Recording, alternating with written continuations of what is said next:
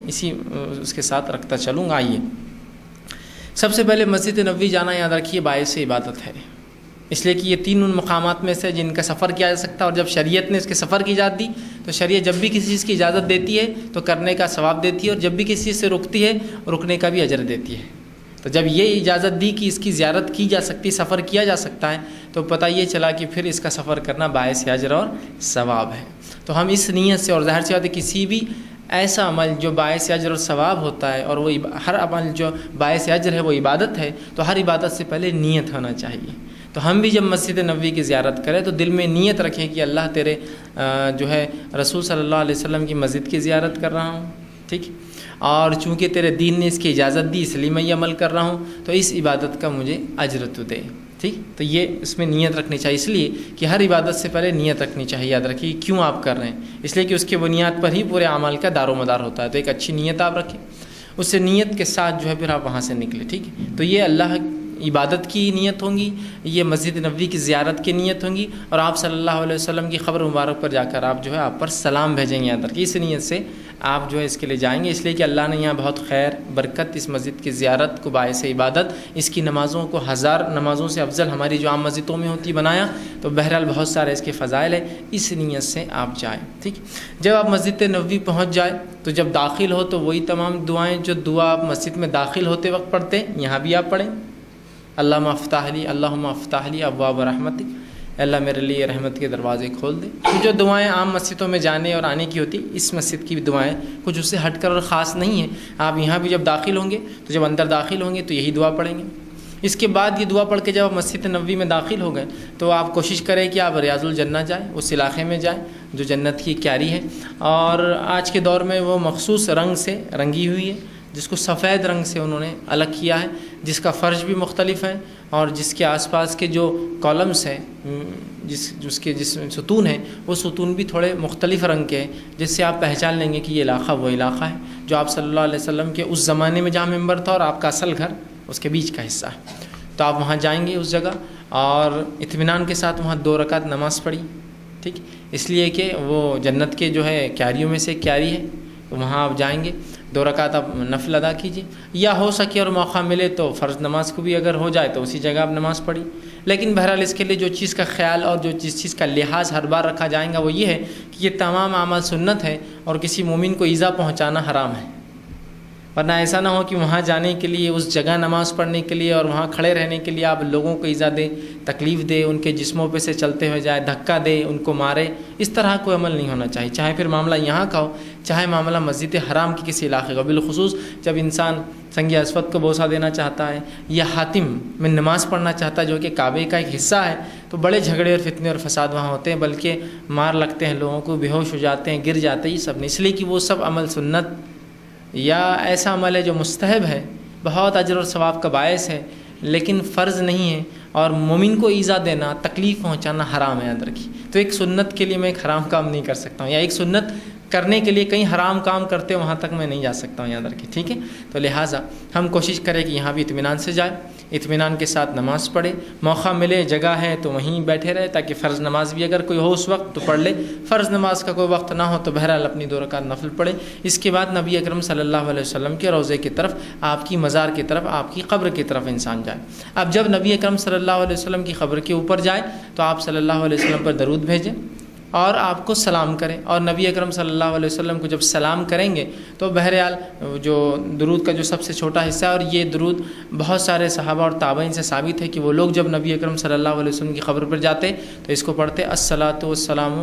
علیہ، یا الصلاۃ والسلام علی رسول اللہ، یاد رکھیے یہ درود وہاں آپ پڑھ سکتے ہیں، یا الصلاۃ والسلام علیک یا رسول اللہ، یہ درود کو آپ وہاں جو ہے پڑھ سکتے، بلکہ وہاں لکھا ہوا بھی ہوتا یہی درود الصلاۃ والسلام علیک یا رسول اللہ، ٹھیک۔ تو یہ درود آپ پڑھیں گے۔ عبداللہ ابن عمر رضی اللہ عنہ سے جو عمل ثابت تھا، جب آپ مسجد نبوی کی زیارت کو جاتے اور آپ صلی اللہ علیہ وسلم کی خبر پر جاتے تو آپ یہ پڑھتے الصلاۃ والسلام علیک یا رسول اللہ یا ابو بکر یا ابتی، کہ سلامتی ہو اللہ کے رسول صلی اللہ علیہ وسلم باپ پر، ابو بکر آپ پر، اور اے میرے والد، ان کے والد بھی چونکہ ساتھ میں دفن تھے تو آپ کے والد پر، یا ابتی اپنے والد کو کرتے ہیں۔ تو ہم بھی اگر اس روایت کو لے لیں تو ہم یوں کہہ سکتے ہیں الصلاۃ والسلام علیک یا رسول اللہ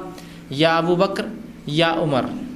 ٹھیک۔ یا ابوبکر صدیق یا عمر ابن خطاب، بہرحال جو بھی ہے، لیکن ہم اس طرح سے سلام اور خطاب ان سے کریں گے، یاد رکھیے یہ اس کا ادب ہے، ٹھیک ہے۔ جب آپ یہ عمل کر چکے کہ آپ مسجد نبوی میں پہنچے،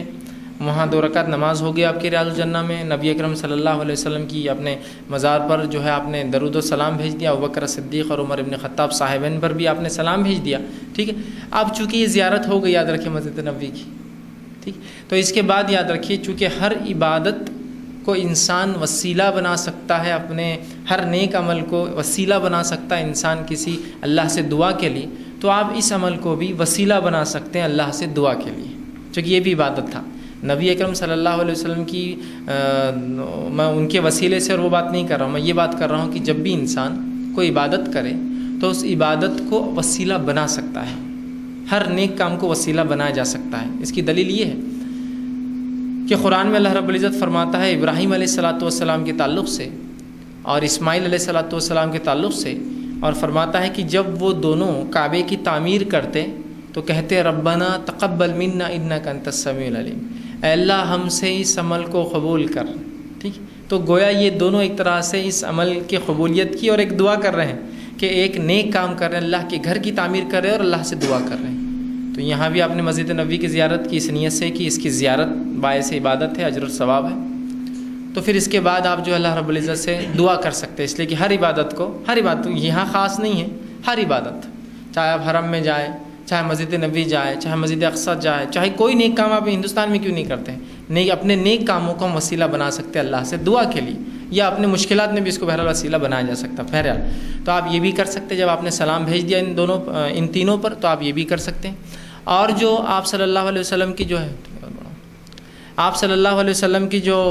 مزار ہے، آپ صلی اللہ علیہ وسلم کی مزار اس جگہ ہے جہاں آپ کا حجرہ تھا، یاد رکھیے، مائی عائشہ رضی اللہ عنہ کے گھر میں آپ کا انتقال ہوا تھا، تو وہ اسی جگہ ہے،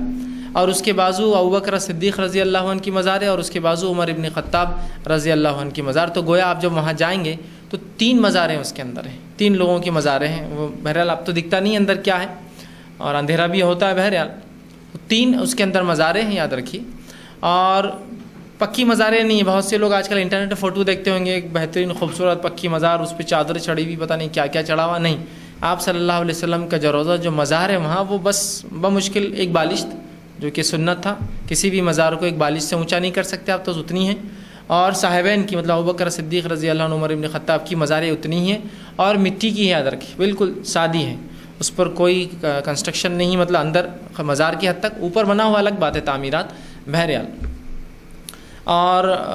آج کل تو انہوں نے بند بھی کر دیا، اور نہ ہی کسی کو ان جالیوں کو ہاتھ لگانے دیتے ہیں، نہ کوئی، اس لیے کہ شرک بدعت اور خرافات کرنے والوں نے اتنا برا حال کر دیا اس کا کہ خود اس کو ایک صنم، اس کو ایک عبادت گاہ، اس کو ایک بت بنا دیا تھا، تو لہٰذا حکومت کو روکنا پڑا لوگوں کو اس چیز کے لیے کہ ایسی حرکتیں نہ کریں۔ تو بالخصوص جب ہم آج کے دور میں زیارت کو جائیں گے تو جس آسانی سے میں نے بتا دیا، مسجد میں داخل ہوئے، 2 رکعت ریاض الجنہ میں نماز پڑھی، زیارت کے نکل گئی، اتنی آسانی نہیں ہوں گی آپ کو۔ لاکھوں میں زائرین، لاکھوں میں لوگ جو زیارت کرنے جاتے ہیں موجود ہیں وہاں، تو ظاہر سی بات ہے یہ عمل اتنا آسان نہیں ہوگا آپ کے لیے بھی، وہاں جانا اور ریاض الجنہ میں آپ کو جگہ مل جائے بآسانی، پھر اس کے بعد زیارت کے لیے۔ تو حکومت نے ایک نظم بنایا ہے، زیارت کا ایک وقت بنایا ہے اور ایک نظم بنایا، تو جو نظم انہوں نے بنایا جس انداز سے، اس نظم کو فالو کرنا ہی ہمارے لیے درست ہے، یاد رکھیے کہ وہاں بلاتے ہیں، اس کے بعد زیارت کے 2 اوقات ہیں، صبح ایک فجر کے بعد اور شام میں ایک عصر کے بعد، یاد رکھیے، عصر کے بعد سے لے کر عشاء تک، اور عشاء کے بعد یاد رکھیے مسجد نبوی نماز کے بعد عشاء کی بند ہو جاتی ہے، ٹھیک ہے، اس کو کھلا نہیں رکھا جاتا۔ بس وجہ یہی ہے کہ جو بدعات اور خرافات لوگ کرتے ہیں وہ کیا کرتے ہیں، اس جگہ کو، جس کی برکتیں اور تمام چیزیں اس کے فضائل ہے، لیکن ایسی نہ کوئی جگہ ہے جس کو ہم بت بنا لیں کہ اس میں چومنا، اس کو چاٹنا، اس کو رگڑنا، اس کو چھونا، یا اس کو کچھ دیکھنے سے ہماری مغفرت اور فلاح، نہیں، ایسا نہیں، یہ تو ہمارے اعمال ہیں، یہ عبادت ہے، یہ بھی ایک افضل عبادت ہے، لیکن ہمارے اعمال ہے اصل، ہمارا عقیدہ اصل جو ہم کو وہ کریں گے اللہ سے ہمارا تعلق، نہ کہ یہ سب اعمال۔ تو لوگ پتہ نہیں عجیب و غریب، تو بہرحال حکومت نے ایک نظم بنایا جس کے اندر وہ آپ کو کھڑے نہیں رہتے، اس لیے کہ لوگ کھڑے ہوتے ہیں، اس کے لیے بھی بڑے بڑے عجیب و غریب مقاصد ہیں ان کے، اتنی سختیوں کے باوجود بھی لوگ جو ہے چاہتے ہیں کہ جا کر ان جالیوں کو ہاتھ لگا۔ مجھے بتائیے نبی اکرم صلی اللہ علیہ وسلم کی جالیوں کو ہاتھ لگانے سے کیا فائدہ اس خبر کی؟ یا آپ صلی اللہ علیہ وسلم کی مزار پر بھی کوئی چلے جائے اور بالکل بالخصوص بالواسطہ سامنے سے زیارت کر لے، تو آپ کو نفسی اعتبار سے، جب کہ آپ کا عقیدہ خراب ہو، آپ کے پاس اعمال نہ ہو، تو وہ عمل آپ کو کیا فائدہ پہنچائے گا؟ مجھے بتائیے کیا فائدہ پہنچائیں گا؟ کچھ فائدہ نہیں پہنچائیں گا آپ کو، یاد رکھیے۔ اس لیے کہ عبداللہ بن ابی بن سلول جب اس کا انتقال ہوا تو ان کے بیٹے عبداللہ بن عبداللہ، ان کے بیٹے کا نام بھی عبداللہ تھا، تو یہ منافقین کا سردار تھا، جبکہ عبداللہ بن ابی کا بیٹا عبداللہ یہ صحابہ تھے، یاد رکھیں کہ صحابی تھے۔ تو جب عبداللہ بن ابی کا انتقال ہوا ان کے والد کا، تو یہ اور کہا کہ اللہ کے رسول صلی اللہ علیہ وسلم آپ کا کرتا دے دیجیے، آپ کا شرٹ دے دیجیے مجھے۔ انہیں یہ لگا کہ شاید نبی اکرم صلی اللہ علیہ وسلم کے کرتے میں، شرٹ میں، آپ کی قمیص میں اگر میرے والد کو تدفین کی جائے تو ہو سکتا ہے یہ بخش دیا جائے، ہو سکتا ہے اس کی مغفرت، ہو سکتا ہے کہ کچھ اس کو فائدہ پہنچ جائے، ہو سکتا ہے جہنم کے عذاب سے کچھ پناہ مل جائے۔ آپ صلی اللہ علیہ وسلم اتار کر تو دے دیا، کہا لیکن اس سے فائدہ کچھ نہیں ہوگا عبداللہ، اس کا ایڈوانٹیج کچھ نہیں ملے گا تمہارے والد کو۔ سمجھے آپ بات کو؟ عمر ابن خطاب رضی اللہ عنہ نے کہا اللہ کے رسول آپ کیوں جو ہے اس کو کرتا نکال کر دیتے ہیں؟ پھر انہوں نے ریکویسٹ کی کہ اللہ کے رسول آپ چلیے میرے والد کی جنازے کی نماز پڑھائی۔ عمر ابن خطاب رضی اللہ عنہ نے کہا اللہ کے رسول آپ کہاں جاتے ہیں اس منافق کے سردار کی نماز جنازہ پڑھانے؟ آپ صلی اللہ علیہ وسلم لیکن پھر بھی عبداللہ رضی اللہ عنہ کی وجہ سے چلے گئے، اس لیے کہ ان کے بیٹے ایمان والے تھے۔ پھر قرآن کی آیت وہ نازل ہوئی کہ جس میں روکا گیا کہ کسی مشرک کے لیے یا کسی کافر کے لیے، نبی کے لیے جائز نہیں کہ وہ ان کی نماز پڑھے یا ان کے لیے دعائے مغفرت کرے۔ تو آپ نے اس کے بعد کسی منافق کی جنازے کی نماز میں پھر موجود نہیں رہے، اور یہ ایک دلیل ہے کہ بہت سے لوگ بولتے ہیں نا اب صحابہ منافق سب ساتھ تھے تو حدیث قصہ کیسا پتہ چلے گا؟ تو یہاں بہت سارے عمل تھے جس سے آپ صلی اللہ علیہ وسلم صحابہ نے بتا دیا کہ منافقین ہیں، آپ نماز میں شریک نہیں ہوا کرتے تھے۔ اور ایسے بہت سے ایک صحابی رسول تھے جن کو یہ پتہ تھا کہ کون سا شخص جو ہے منافق ہے، آپ صلی اللہ علیہ وسلم نے ان کو پورے نام بھی بتائے تھے۔ تو بہرحال وہ صحابی کو پتہ تھا، تو ان کو لوگ دیکھتے تھے، وہ اگر جاتے ہیں تو ٹھیک، نہ جاتے ہیں تو وہ بھی نماز کو نہیں۔ تو منافقین بالکل واضح تھے، آیا تھے کہ یہ منافق ہے اور یہ صحابہ ہیں، ان کی روایت لی جائیں گی، اور بہرحال منافقین سے کوئی روایت آئی بھی نہیں ہے۔ بہرحال تو شک اور شبہات جو لوگ کرتے ہیں وہ ان شک شبہات کو اپنے دل سے نکال دیں۔ تو بہرحال اس کا کوئی فائدہ نہیں، یاد رکھیے، سوائے اس کے کہ آپ صلی اللہ علیہ وسلم میں درود بھیجیں، آپ پر سلام بھیجیں، اور صاحبان پر دونوں پر آپ درود بھیجیں، سلام بھیجیں دونوں کو، اور وہاں سے نکل جائے، یاد رکھیے وہاں رکے نا، چونکہ وہ ایک ترتیب رہتی ہے لوگوں کو نکالتے۔ پھر بھی میں نے دیکھا، میں خود بھی ایک بار گیا تھا، تو بہرحال لوگ پتہ نہیں کیا کچھ رکھ کر دوڑتے ہوئے جانا چاہتے ہیں، بھاگتے ہوئے جاتے ہیں، نظم کو توڑتے ہیں، جالیوں کو جا کر پکڑتے ہیں، اور بہرحال پھر خوب ضرب پھٹکے بھی لگائے جاتے ہیں ان کو، اس لیے کہ وہاں لوگ کھڑے ہوتے ہیں جن کا کام دیکھنا کہ اس طرح کی کوئی شرک اور بدعت والے کام نہ کرے، تو وہ خوب ان کو ضرب بھی لگاتے ہیں۔ بہرحال لیکن یہ لوگ اس کو بھی اجر اور ثواب سمجھتے ہیں کہ بھائی جو ہے جو کچھ بھی وہ سمجھتے ہیں ان لوگوں کو جو سعودی حکومت ہے وہابی فلاں ہے، یہ ہے وہ ہے، جو کچھ بھی ان کا عقیدہ ان کے نزدیک باعث اجر اور ثواب ہوتا ہے یہ پھٹکے کھانا بھی۔ بہرحال تو وہ جاتے ہیں اور کوشش کرتے ہیں بہرحال، لیکن ہمیں حکومت کے نظم کو ماننا چاہیے، اور اندر کیا ہے اس کی وضاحت ممکن نہیں، اور اندر کس طرح سے، چونکہ انہوں نے اس کو بند کر دیا ہے تو وہاں روشنائی بھی نہیں، تو ہم پتہ بھی نہیں کر سکتے کیا۔ بہرحال لیکن سونے کی جالی ہے، اور جالی کے اندر جو کچھ بہرحال واضح وہ یہ ہے کہ 3 قبریں مزاریں جو پکی نہیں بنی ہوئی ہے، کچی ہے، اور بس ایک بالش جو سنت ہے بہرحال جتنی قبر، تاکہ معلوم ہو یہ قبر ہے، لوگ اس پہ انگالے نہ، اس پہ بیٹھے نہ، اس پہ چلے نہ، تو اتنا آپ جو ہے اس کو اونچا کر سکتے ہیں قبر کو، اتنی ہی وہ قبریں اونچی ہے، اور 3 مزاریں ہیں، یاد رکھیے، ٹھیک۔ اب بہرحال ایک مسئلہ جو آتا ہے جس کی وضاحت